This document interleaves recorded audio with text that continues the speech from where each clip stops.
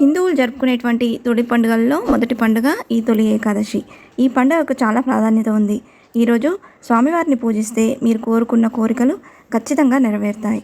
ఆషాఢ మాసంలోని శుక్లపక్షంలోని 11వ రోజున తొలి ఏకాదశిని జరుపుకుంటాం.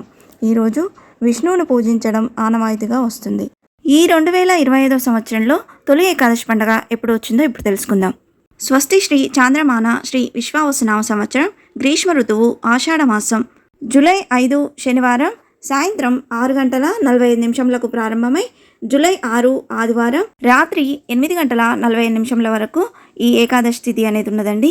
హిందూ పంచాంగం ప్రకారం సూర్యోదయానికి ఏ తిథి అయితే ఉంటుందో ఆ రోజు ఆ తిథిగా పరిగణిస్తాం. కాబట్టి ఈ 2025 సంవత్సరంలో తొలి ఏకాదశి జూలై నెలలో 6వ తేదీ ఆదివారం రోజు జరుపుకోనున్నాం. అలాగే ఈరోజు నక్షత్రం విశాఖ నక్షత్రం అండి. రాత్రి 10:58 వరకు ఉంది. ఏకాదశి తర్వాత వచ్చే ద్వాదశి తిథి అనేది జూలై 6, 2025 ఆదివారం రాత్రి 8:24 నుండి జూలై 7 సోమవారం రాత్రి 10:15 వరకు ఉందండి. అలాగే ఉపవాసం ఎప్పుడు ప్రారంభించాలో ఎప్పుడు విరమించాలో ఇప్పుడు తెలుసుకుందాం. ఉపవాసం అనేది జూలై 5 శనివారం రాత్రి నుండి ఉపవాసం అనేది ప్రారంభం చేయాలండి. జూలై 6 ఆదివారం రోజు పూర్తిగా ఉపవాసం ఉండి జూలై 7 సోమవారం ద్వాదశి తిథి వెళ్ళేలోపు ఉదయాన్నే స్వామివారికి పూజ చేసుకుని ఉపవాసాన్ని విరమించుకోవాలి. అలాగే పూజా సమయాలు అనేవి జూలై 6 ఆదివారం ఉదయం 7 గంటల నుండి 10 గంటల లోపుగా పూజ చేసుకోవచ్చండి. ఇది కుదరని వారు సాయంత్రం 6 గంటల నుండి 7 గంటల లోపుగా కూడా పూజ అనేది ప్రారంభించుకోవచ్చు. ఈ తొలి ఏకాదశిని దేవశయన ఏకాదశి అని, హరివాసరం అని, ఆషాఢ ఏకాదశి అని కూడా అంటారు. ఈ దేవశయని ఏకాదశి రోజున విష్ణువుకి ఉపవాసం ఉండి ప్రార్థనలు చేయాలి. ఇలా చేయడం వల్ల విష్ణుమూర్తి అనుగ్రహమే కాకుండా లక్ష్మీదేవి అనుగ్రహం కూడా లభిస్తుందని పెద్దలు చెబుతున్నారు. ఆషాఢ మాస తొలి ఏకాదశి రోజున సూర్యోదయానికి ముందే నిద్రలేచి శుచిగా స్నానం ఆచరించి శ్రీహరిని నియమనిష్టలతో పూజించాలి. ముందుగా పూజ గదిని శుభ్రం చేసుకుని విష్ణుమూర్తి ప్రతిమకు లేదా పటానికి పసుపు కుంకుమలు పెట్టి పుష్పాలతో అలంకరించుకోవాలి. స్వామివారికి నైవేద్యంగా పేలాల పిండి అంటే మొక్కజొన్న పేలాలను పొడిగా చేసి అందులో బెల్లం కలిపి దేవుడికి నైవేద్యంగా సమర్పించాలి.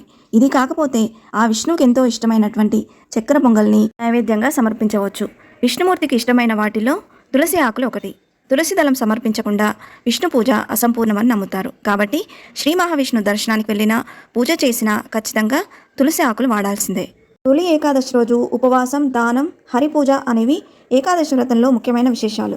ఏకాదశి రోజున ఉపవాసం ఉన్నవారు ద్వాదశి రోజు ఉదయాన్నే విష్ణు పూజ చేసి ఆ విష్ణుకు నివేదించిన పదార్థాలను ఆహారంగా స్వీకరించాలి.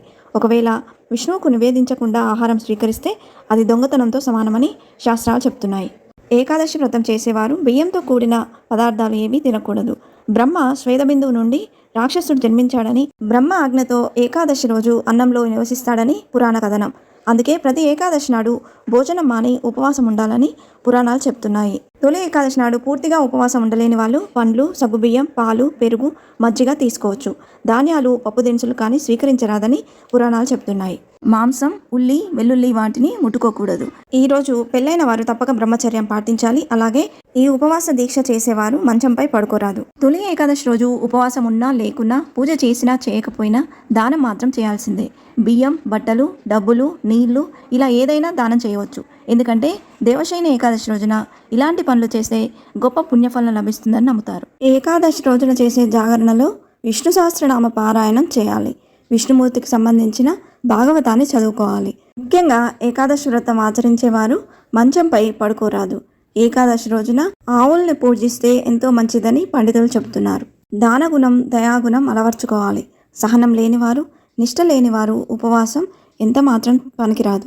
ఈ రోజున శ్రీ మహావిష్ణువును పూజించి ఉపవాసం, జాగరణ పాటించే వారికి జీవితంలో ఆటంకాలు తొలగిపోయి సిరిసంపలు కలుగుతాయని, తెలిసి తెలియక చేసిన పాపాలు నశిస్తాయని శాస్త్రాలు చెప్తున్నాయి. ముఖ్యంగా ఈరోజు వెంట్రుకలు కత్తిరించుకోకూడదు.